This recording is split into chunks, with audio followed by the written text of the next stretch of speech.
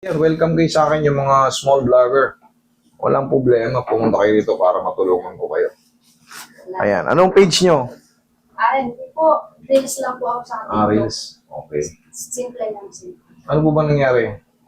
Kasi nito by February siguro nag-start kasi nagkaroon ako ng shop. Pero Nagkaroon? shop. May shop po ako sa isang... February, March. Bilang yung March, April, May, June, July. 6 months So, na hinayaan pasok ko na siya pasok pa kasi sa hindi ko talaga siya alam kung saan ko siya dadalhin. Saka tinitingnan ko kung kaya ko siyang sa exercise. Diba? Hindi ko na po talaga kasi ma-chaos ng normal. Dapat kasi ma'am, ganito ang diskarte ha.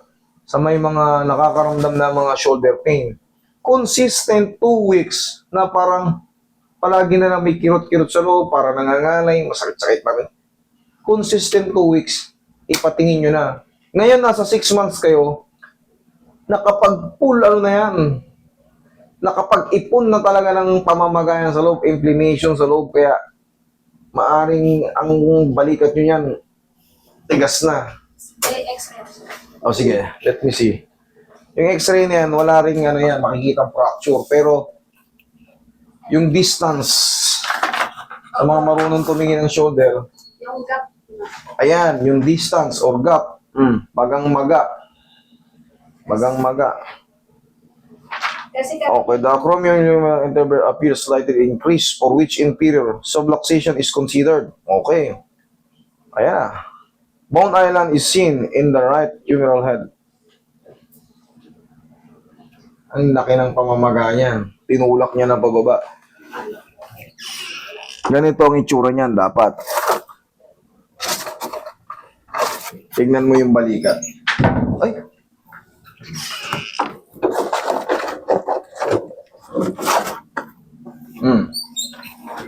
Anong difference sa balikat mo? Dapat yan medyo nakaangat. Sa'yo, ang laki ng distance. Ibig sabihin yan, any tinatawag na subluxation is considered okay. Medyo mag-ready kayo ng 10 kilo na kasaloob sapagkat under swelling yan. Under inflammation. 6 months kasi pasok na pasok kayo sa ano. Pero yan, hanggang 8 months yan. Hanggang 8 months itong ganito kasakit. Kasi po ito na inaabot ko po sa likod talaga yung dalawang kamay ko na ipagsasalubong ko. Ito po hindi na talaga. Wala na kasi nga under inflammation na rito. Ngayon bumaba siya. Ang gagawin talaga dyan, technique dyan, iaangat. Iaangat talaga to, bumaba siya. Alright, tigas oh. Alright.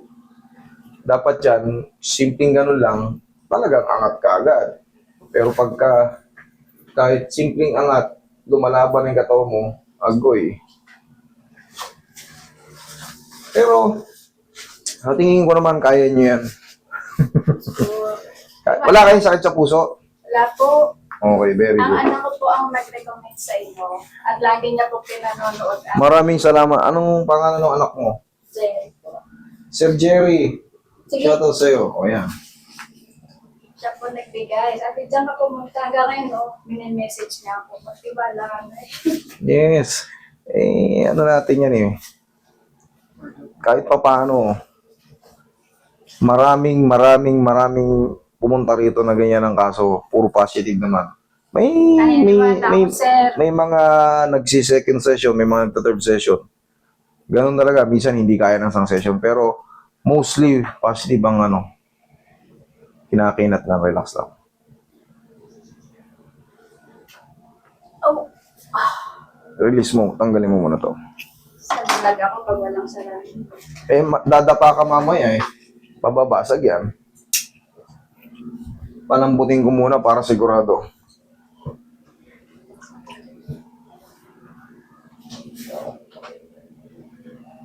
Padadapain ko kayo eh. Kaya, eto, unahan ko muna ng mukhang medyo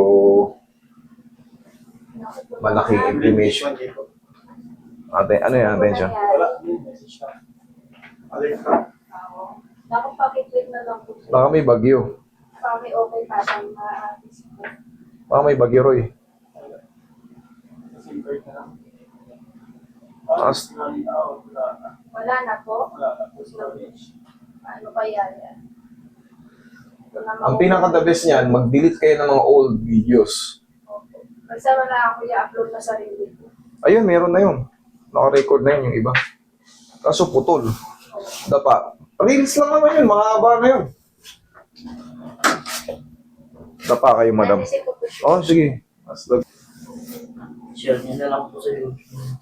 Sa YouTube po, Oh, Meron tayong YouTube. Alam na nila yan, makikita ka nila mamaya. Sabihin mo lang, nanggaling ka na rito. Alam na nila kung saan yan sila nanonood. Relax lang kung lalabanan.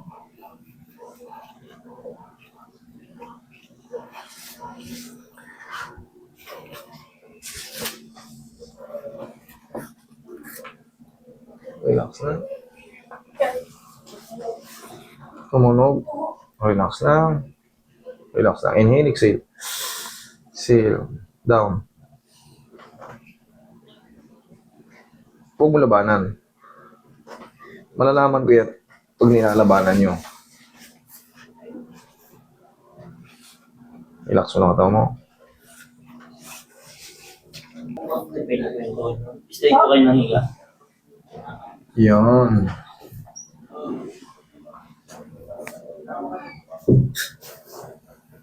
Ako na yung glass niya, Carl. Para 350. 350. Sige, lagay lang sa tiyan yung kamay. Yan. Relax lang. Inhale. Exhale. Ang mangyayari niya ngayon sa shoulder nyo, magbabago na. Hindi pa siya mape-perfect na talagang sagad na sagad yung angat. Diyan lang muna. Hindi pa siya mape-perfect na yung maluwag kaagad. Pero magtataka kayo, mas malayo na inaangat. Kanina kasi ganito lang, sakit na. Mamaya mas maangat mo na yan. Tapos, sundan mo na ng mga exercise para hindi na tayo tumagal sa ano. Pero kung hindi nyo kakayanin within 3 weeks at meron pa rin, let me. Second session. Okay? Opo. Pero kung hindi na, mas maganda kung one shot delete na lang. Pero sana hopefully, kada lumalapit dito, one shot delete. Yan ang goal ko.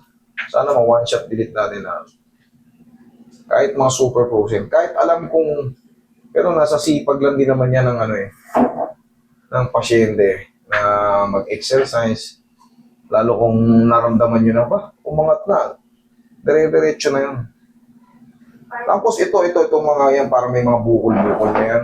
Huwag yung dudurugin, ganyan lang nahihilot siya, nakahaplos nyo siya, pero para lang dinadaanan nyo na, huwag yung dudurugin kasi magpapasaya. Okay, relax lang. Kaya yan, lambutan mo lang katawan mo. Yan lang. Huwag mo lalabanan.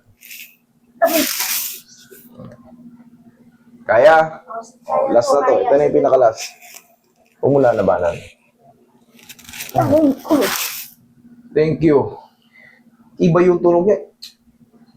Pero okay yun, umangat siya. Ang mahalaga, umangat. Kaya naman? Kaya po. Oo, ang lakas pala. Gusto akong gumaling. Ngayon, ito na yung susundan nyo. Day by day. Ganyan. Naiikot ko na. Naikot mo na. Ay, kasalanan niya, pumunta kayo rito. Tapos, kaya? Kaya po. Yan. Yan. Kaya po. Yan. Kaya po. Yan. Kaya po.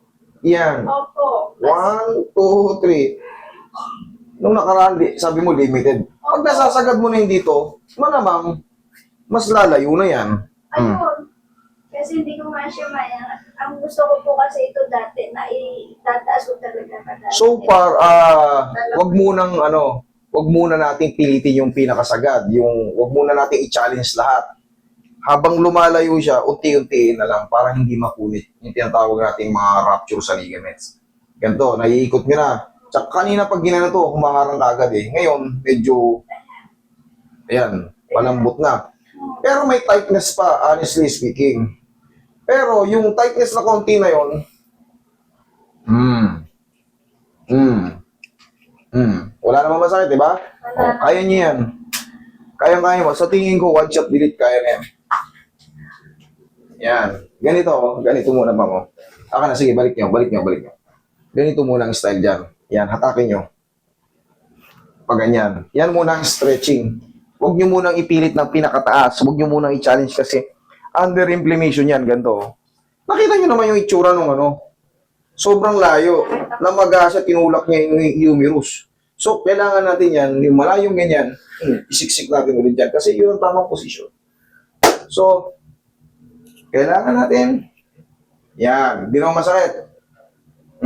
Yan, konti Kasi na. ito po, gusto ko maidiretso siya, kagaya nito, diretso. Darating din po yung mga araw na yan, in a few weeks, dire-diretso. So, Okay? babalik pa po ba? Within 3 weeks, pag hindi nyo pa kaya, tsaka lang kayo magpa-second session. Pero pag hindi na, huwag na. Enjoy life na. Okay? Sige. Thank you. Thank you po.